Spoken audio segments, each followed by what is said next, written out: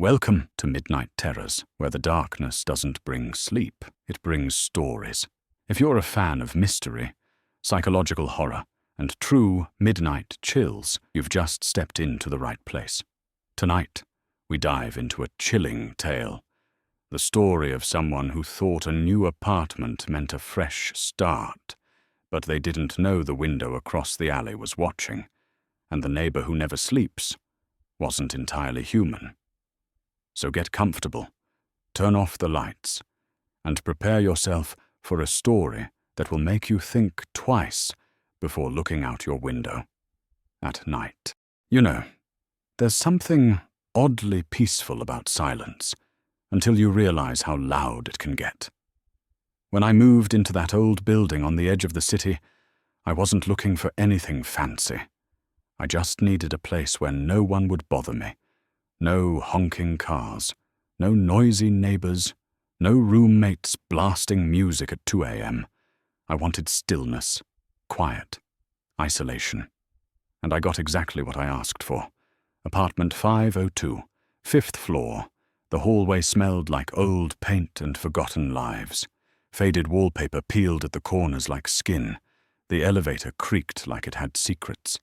But the place was cheap. The landlord barely asked any questions, and honestly, I was tired of running. From what? That's another story. My apartment was small, just enough for a single person trying to disappear.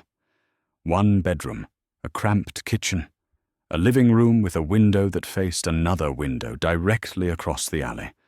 Apartment 503. That window, it should have been nothing.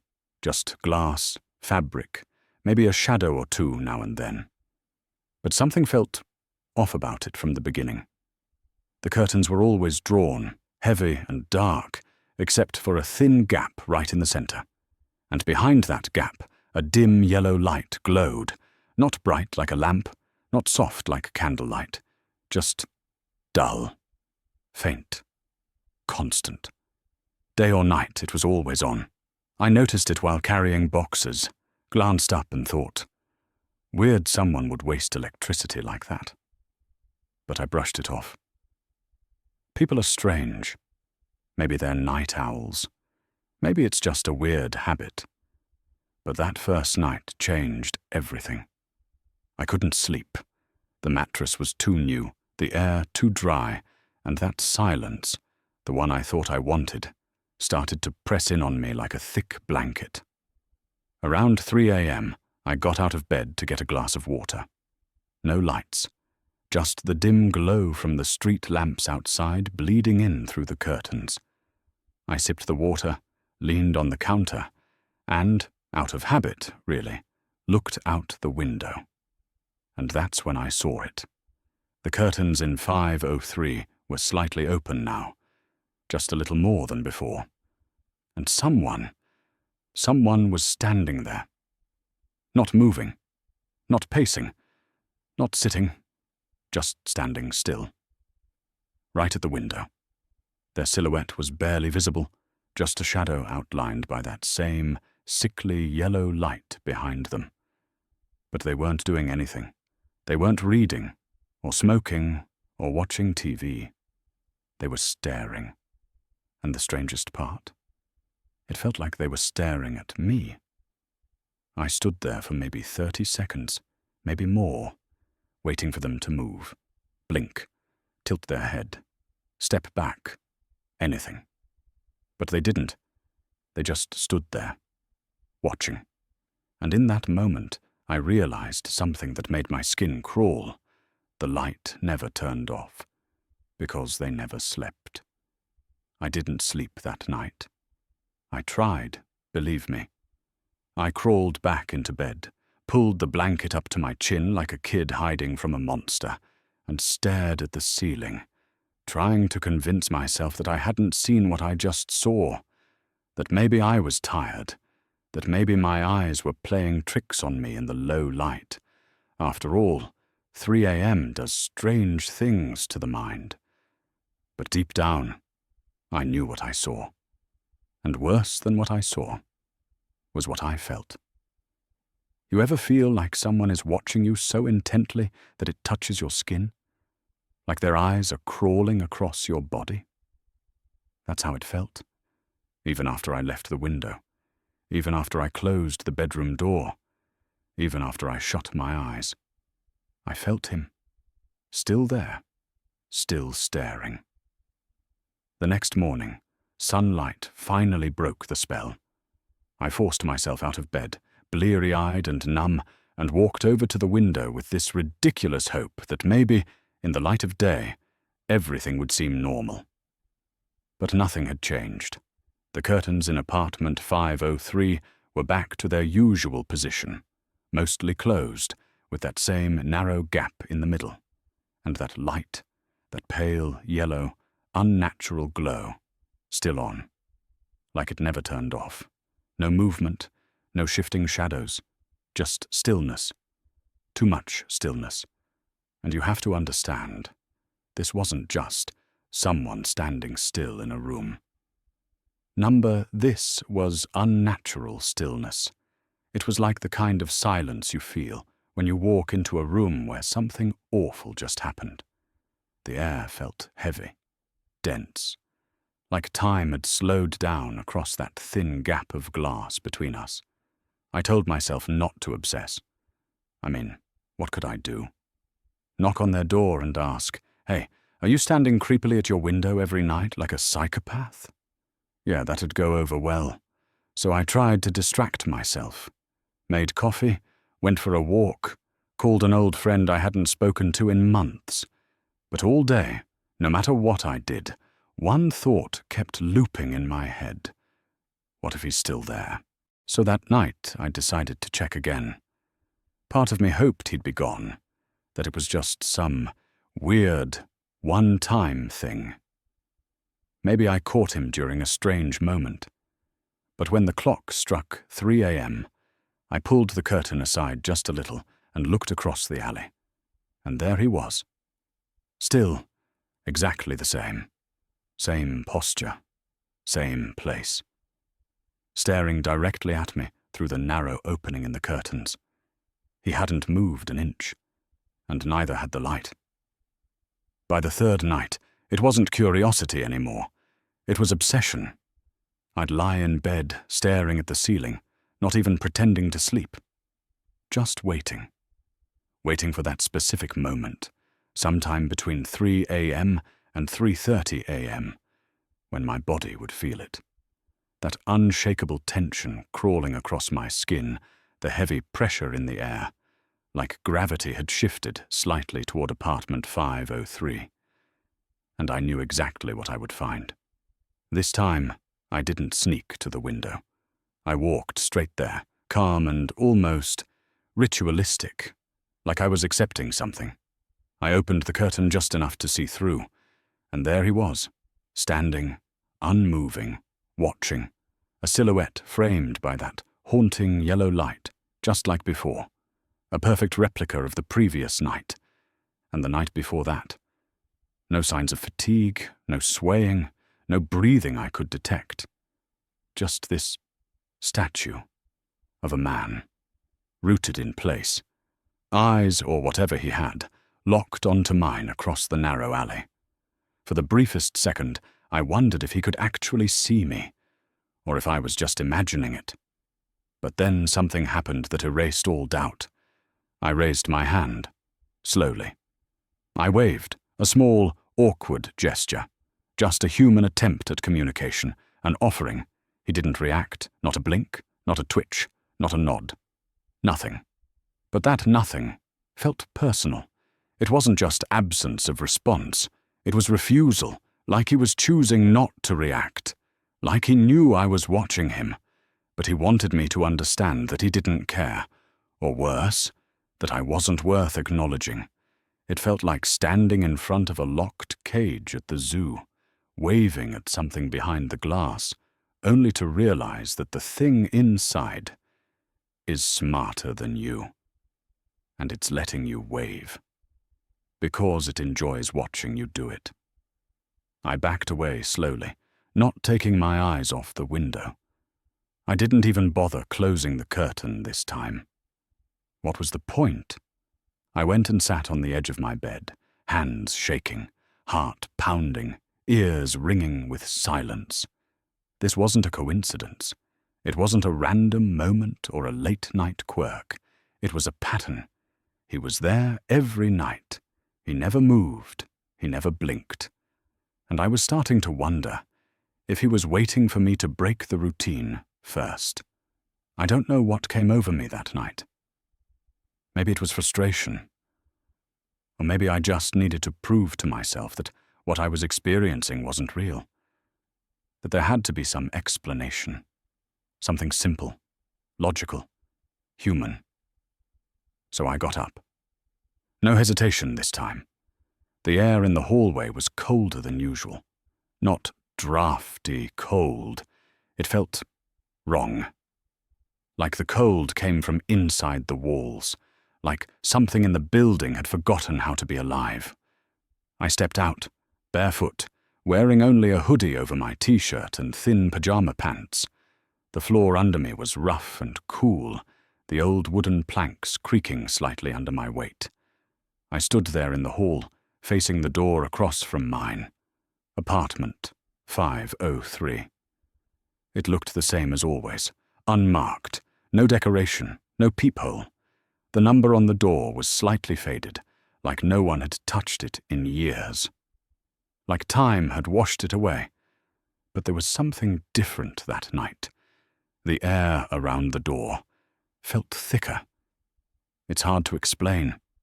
It was like the hallway ended there, like space bent around it. My ears popped slightly when I got too close, like I was stepping into a different pressure zone. And the silence. My God, the silence was unbearable. No wind, no pipes groaning, no distant cars from the street below. Just an oppressive, suffocating stillness that pressed against my ears like I was submerged underwater. I raised my hand to knock. Fingers hovered inches from the wood, trembling. But I couldn't do it. My body refused. Not out of fear. This was deeper. This was primal. Like every nerve ending was screaming in unison. Do not touch that door. So I lowered my hand. I took a slow step back. Then another. And just as I turned to return to my apartment, something in me told me to look. Not at the door. At my own. At the peephole. I leaned closer, squinting. And in the reflection on the metal door handle of apartment 503, I saw movement. Just a flicker. Like a shadow shifting inside, but it was enough. I didn't run, but I didn't walk slowly either. I turned, stepped back into my apartment, and locked the door behind me. Every lock. Deadbolt. Chain. Even dragged a chair under the knob, like that would make a difference. I stood there for a few minutes, my hand still on the lock, breathing shallow, waiting for something to happen. A sound. A knock. A whisper through the keyhole. But nothing came.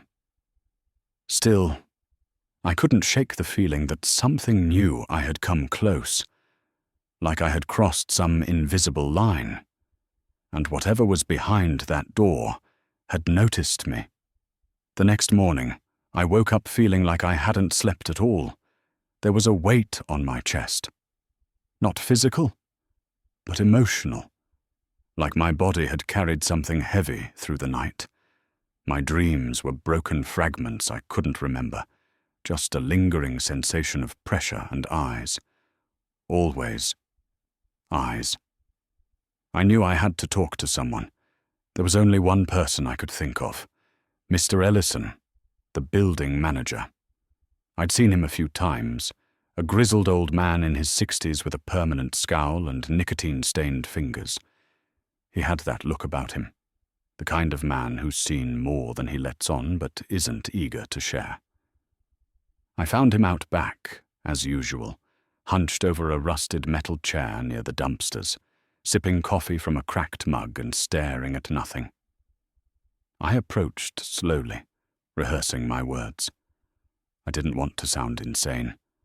I just needed to ask, to hear someone else say it. "Morning," I said. He grunted. "I wanted to ask you something about my floor," I said casually, leaning against the railing like we were just chatting about plumbing. He didn't look at me, just raised an eyebrow. "Apartment 503, I said, trying to sound neutral. "What's the story with the guy who lives there?" For a second, just a second, his body stiffened. Barely noticeable. A tightening in the jaw, a twitch in the fingers. Then he took a long, slow sip from his mug. "No one lives there," he said flatly. I frowned. "What do you mean? It's been vacant for years," he interrupted. "Had some complaints about smells, a leak once. We sealed it up." That made me pause. "Sealed it up?" He nodded. "Didn't want squatters. Place is condemned anyway. Unsafe wiring. Moldavian should have been gutted. But you know how management is." "But the lights are on," I said, almost whispering. "Every night, there's someone in the window." Mr. Ellison didn't respond right away. He just stared into his coffee. Then, without looking at me, he said, "Some windows catch light weird.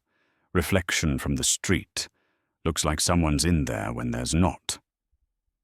"But I saw—" He finally turned to me then. His eyes were sharp. Too sharp for someone who'd pretended not to care. "Forget about 503, he said. "Whatever you think you saw, let it go." I opened my mouth, but the tone in his voice shut me up. It wasn't anger. It was fear. Deep, old, buried fear. The kind you don't talk about because talking about it makes it real again. He stood up, mug still in hand. "You seem like a smart kid. If you want to stay that way, stop looking into things that don't concern you."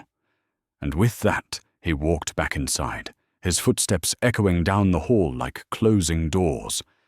I stood there alone, the wind biting at my skin, my thoughts a mess of confusion and dread. No one lives there. But every night, someone watches me. That night, I didn't plan to look. I told myself I wouldn't. I told myself I'd stay in bed. I even pulled the curtain shut and stacked a chair in front of the window, like a child trying to block out the boogeyman. But deep down, I knew it was pointless. At exactly 3:03 a.m., I was standing there again. This time, I didn't touch the curtain.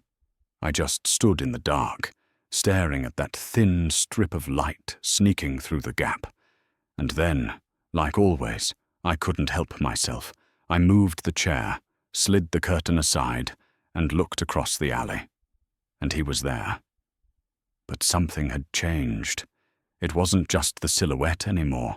It wasn't just stillness. Now, there was movement. Not from him. No. He stood just as he always did, locked in that eerie posture. But behind him, in that dim yellow light, I saw shadows, slithering across the walls like smoke. Too tall, too thin, too fast. They didn't move like people. They flickered, jittered, like footage in reverse, skipping frames. Sometimes they seemed to multiply.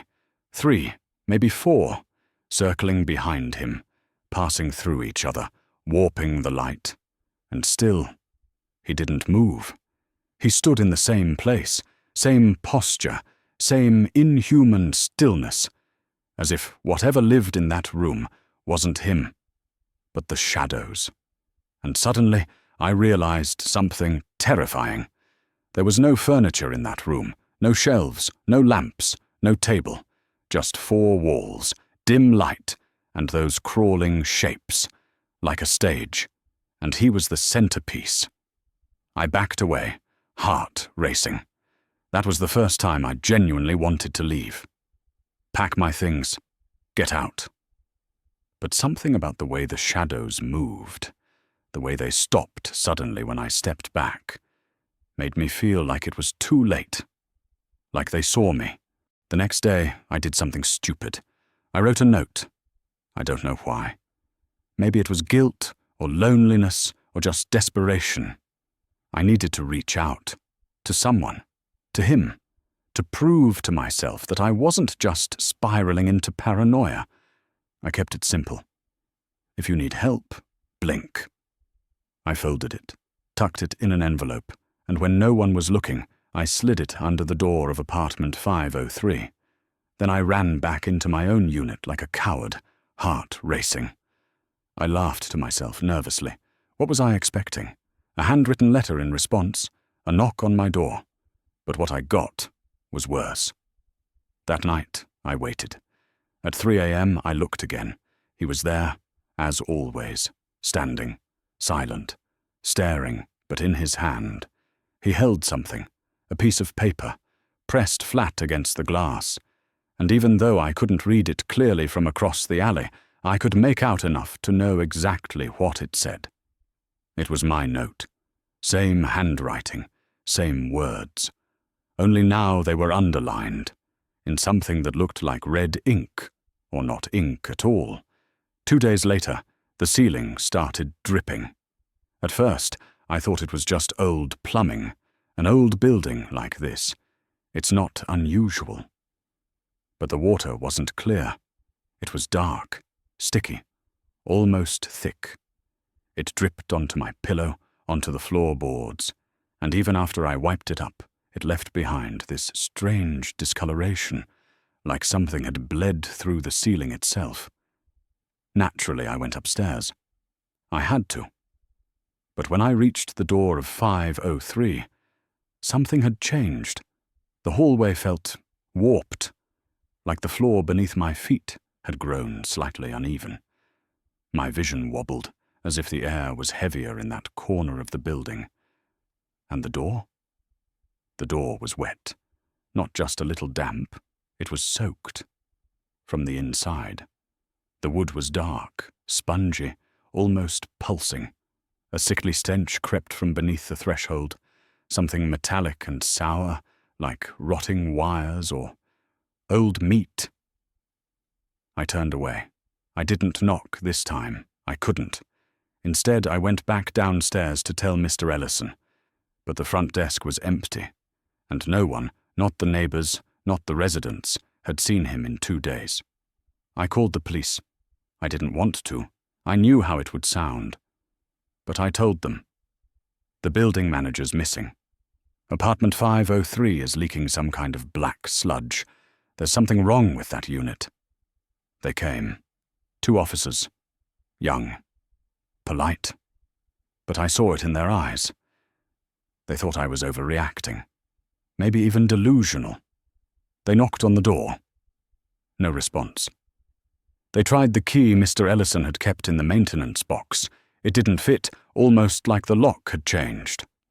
So they called it in and got approval to break it down. When they finally opened the door, they stepped inside, and for a second, they were gone. No sound, no talking, just silence. I stood in the hallway, holding my breath. Then, one of them stepped back out, pale, sweating, trembling. "There's no one in there," he said. "Did you check the whole apartment?" I asked, trying to peek inside. He blocked the doorway. "It's empty," he repeated. "Just old walls, cracked paint, dust." But I saw the other officer, still inside, staring at the far corner of the room, frozen, as if he was looking at something I couldn't see. I asked again, "What about the window?" "There is no window," the first cop muttered. "That unit doesn't face the alley." That's when the cold hit me, because I'd seen the window, every single night, glowing across from mine. That night I didn't sleep. I didn't eat. I didn't blink. I sat by my window for hours, waiting, watching. At 3 a.m., like clockwork, the light flicked on in apartment 503, the same narrow slit in the curtain, the same figure behind it. Only now, I knew. There was no window in that unit, which meant, whatever I was seeing, it wasn't inside this building. It wasn't even real, or rather, it was more than real. A reflection of something not meant to be seen from here, a slit in the veil, a fracture in the rules of space. The figure turned its head, slowly. For the first time, it moved, and even though I couldn't make out the features clearly, I felt it smile. My phone rang the next morning. Blocked number. I shouldn't have answered, but something told me I had to. When I picked up, there was silence at first. Then, a slow scraping sound like fingernails dragging across glass. And then, a voice. Dry. Flat.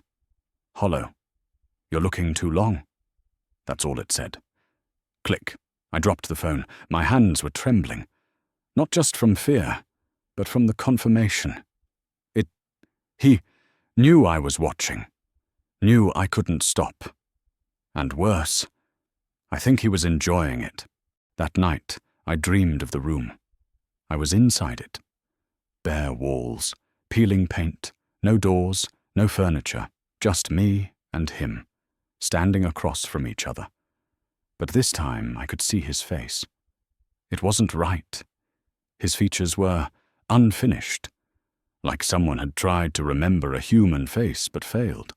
The proportions off, the eyes too wide, the mouth slightly too low, unsettling in a way that made my skin itch. He stepped toward me, and with every step, the walls bled black streaks. Shadows crawled behind him, whispering in languages I couldn't understand. I tried to wake up, but I couldn't. When I finally did, gasping for air, heart racing, I found muddy footprints at the foot of my bed. I packed that morning. I didn't care about the lease. I didn't care about the deposit. I just wanted out. As I stuffed my clothes into a bag, I heard a knock at my door. 3 soft taps. I froze. The kind of knock that didn't sound like a neighbor. Too slow, too deliberate. I didn't answer. Didn't move. Eventually, the knock stopped. When I looked through the peephole, the hallway was empty, except for a piece of paper on the floor. I opened the door slowly and picked it up. It was the same note I'd written to 503. Only this time it said, "Too late. You've been seen." I stayed in a motel for 3 nights, far from the building, far from that cursed alley. But every night, at 3 a.m., I still saw the light, reflected in the mirror, flickering in the TV screen, staring from behind the curtains even when I wasn't near a window. I realized then, it had followed me. Not the man, not the shadows, the window. It wasn't part of the building. It was part of me now. I'd looked too long, understood too much. And now, wherever I went, the window came too. I'm writing this now from a different apartment, different city, no forwarding address. No one knows I'm here. And yet, at night, I feel it. That pull, that heaviness in the air. And at 3 a.m., I wake up, every time, without an alarm. And I look. I don't want to. I have to, because the window is always there. Not outside, not across an alley. Sometimes it's in the mirror. Sometimes it's in the back of my mind. And behind it, still standing, still watching, is the neighbor, the one who never sleeps. And now, neither do I.